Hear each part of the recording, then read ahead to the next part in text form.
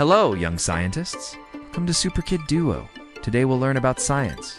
The topic is forces around us. This is suitable for grade 5 students. Have you ever wondered why things move, stop, fall, or even slow down? Well, today we're going to explore some amazing science behind all of that. Let's dive into the world of forces, gravity, weight, and friction, and how they affect everything around us. Forces acting on an object. Let's start with the word force. A force is a push or a pull on an object. Forces can make things start moving, stop moving, change direction, or even change shape. Think about kicking a soccer ball. Your foot applies a force that's a push. Or when you pull open a door, that's a pull. There are different kinds of forces. The most common ones are applied force, like pushing a chair. Gravitational force, the pull from Earth. Frictional force, when two surfaces rub together. Air resistance, like the wind slowing down a moving object. Magnetic force, the force between magnets. When multiple forces act on an object at the same time, we call that net force. If the forces are balanced, the object doesn't move. If they're unbalanced, the object moves in the direction of the stronger force. 2. Gravity now. Let's talk about a very special force, gravity. Gravity is the force that pulls everything down toward the center of the Earth. Have you ever dropped something and watched it fall? That's gravity at work. It doesn't matter if it is a pencil or a big rock, gravity pulls everything toward the ground. Gravity isn't just on Earth. Every planet has gravity. The sun has gravity too. It's what keeps the planets orbiting around it. Fun fact, without gravity, we would float off into space like astronauts do in space stations. 3. Weight. Many people think weight and mass are the same, but they're actually different. Mass is how much matter something has. Stays the same no matter where you are. Weight is the force of gravity acting on an object's mass. So, if you were to go to the moon, your mass would be the same, but your weight would be less because the moon has less gravity than Earth. That's why astronauts feel lighter on the moon. For friction, have you ever tried sliding across a smooth floor in your socks? You've probably slid pretty far. Now try sliding on a carpet to stop much faster. That's because of friction. Friction is a force that opposes motion. It slows things down when two surfaces rub against each other. There are different types of friction. Static friction, when an object is not moving. Sliding friction, when one object slides over another.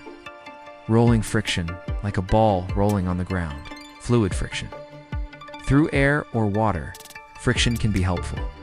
It helps us walk without slipping, allows cars to grip the road, and helps us hold onto objects. But friction also creates heat. Rub your hands together fast, Chul, feel them warm up. That's friction. 5. Reducing frictional forces. Sometimes we want friction. Other times we want to reduce it. For example, in machines and engines, too much friction can cause damage or waste energy. That's why we use lubricants like oil or grease to reduce friction. Here are some ways to reduce friction. Use smooth surfaces. Less rubbing. Add wheels or rollers. Rolling friction is weaker than sliding friction. Use lubricants. They help parts slide more easily. Change the shape, like making objects more streamlined to reduce air resistance.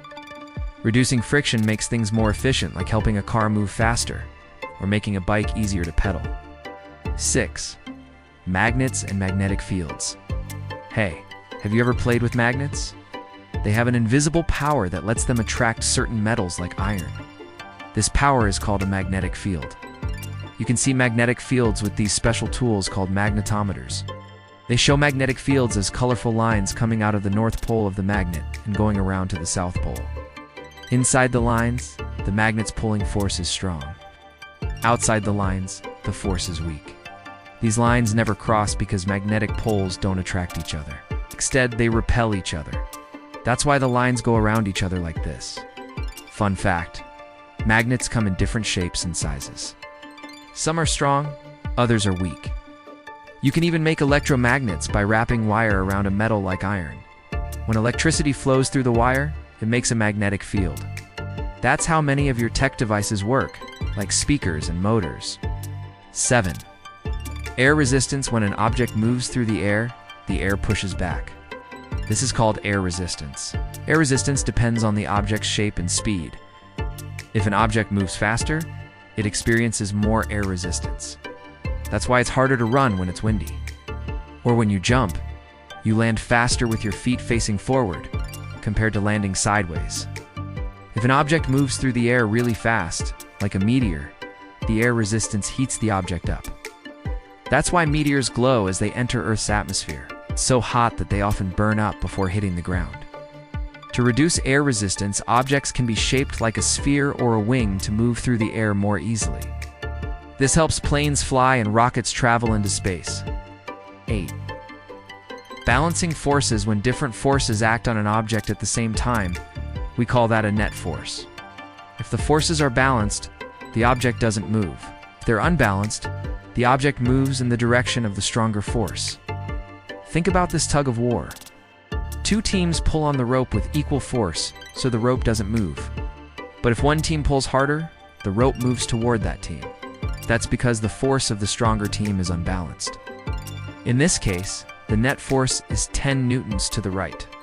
That's how we measure force in newtons, and since the forces aren't balanced, the car will accelerate or speed up in that direction. Now, if another force of 5 newtons acts on the car in the opposite direction, the net force becomes 5 newtons.